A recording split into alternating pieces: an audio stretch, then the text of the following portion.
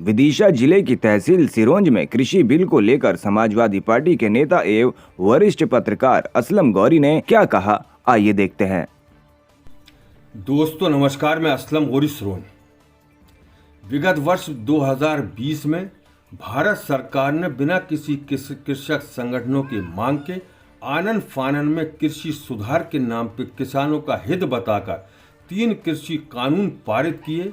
वो तीनों कृषि कानून यदि पारित होकर अमल में आ जाते तो देश के किसानों की बर्बादी के लिए वो पर्याप्त थे। ऐसे काले कानूनों का देश के कृषक बुद्धिजीवी कृषकों ने विरोध प्रारंभ किया। जगह जगह इसके खिलाफ आवाज़ उठी, लेकिन सरकार किसी भी सूरत में इन कृषि कानूनों को वापस लेने पर आमादा नहीं थी।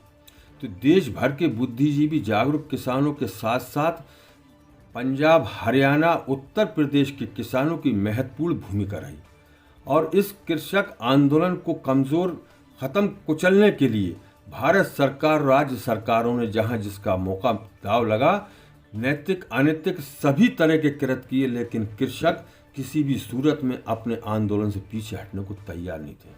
मैं ऐसे कृषकों के जज्बे, बहादुरी, हिम्मत, हौसले को मैं सलाम करता हूँ। आज़ादी के बाद से चले सबसे बड़े इस आंदोलन में सैकड़ों किसान शहीद हुए। उन शहीद किसानों के लिए मैं श्रद्धांजलि अर्पित करता हूँ। इस किसानों के मजबूत आंदोलन के आगे देश के प्रधानमंत्री ने अपने आप को असहाय होकर तीनों कृषि कानून बिना शर्त वापस लेने की जो घोषणा की, मैं उसका भी सम्मान करता हूँ। देर आए दुरुस्त आए। देश के प्रधानमंत्री ने वर्ष 2019 के लोकसभा चुनाव में एक नारा दिया था कि सबका साथ, सबका विकास, सबका साथ, सबका विकास, सबका विश्वास। लेकिन सत्ता में आने के बाद ये नारा उल्टा हो गया। किसी का भी साथ नहीं, किसी का विकास नहीं, सभी का सर्वनाश।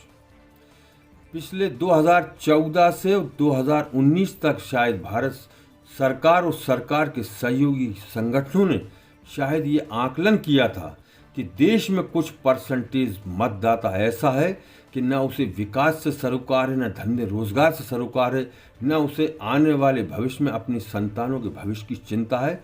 सिर्फ वो देश में हिंदू और मुसलमानों के बीच नफरत का मुरव्वा तैयार करो, उनसे वोट लो, इससे बेहतर कोई तरीका नहीं। तो 2019 में सत्ता में आते ही नरेंद्र मोदी जी को पहला कानून 3 तलाक पर ऐसा कानून बनाया जो दुनिया के किसी भी मुल्क में तलाक के नाम पर ऐसा कानून नहीं है।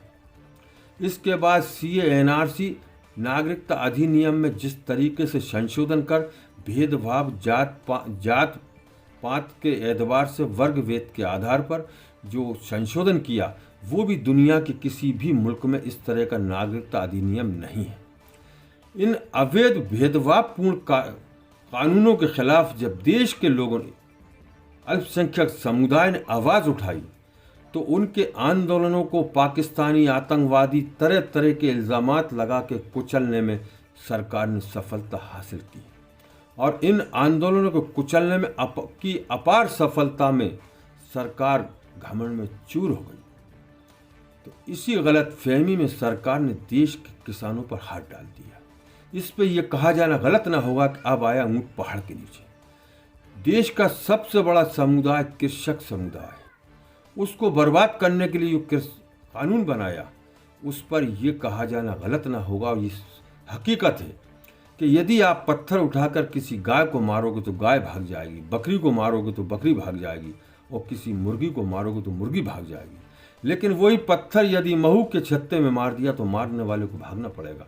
ठीक किसानों के मजबूत आंदोलन के आगे भारत सरकार, मोदी सरकार की भी यही हालत हुई है। और यदि देश का सारा किसान जाग जाता तो अभी प्रधानमंत्री अकेलों ने माफ़ी मांगी है, शायद पूरा मंत्रिमंडल, राज्य सरकारों के मंत्रिमंडल भी माफ़ी मांगते। इस आंदोलन में जिन किसानों ने महत्वपूर्ण भूमिका निभाई, संघर्ष किया, भाग लिया, मैं उन सभी को पुनः धन्यवाद देता हूं और अपने इसी विचार के साथ मैं अपनी बात समाप्त करता हूं। हिंदुस्तान जिंदाबाद।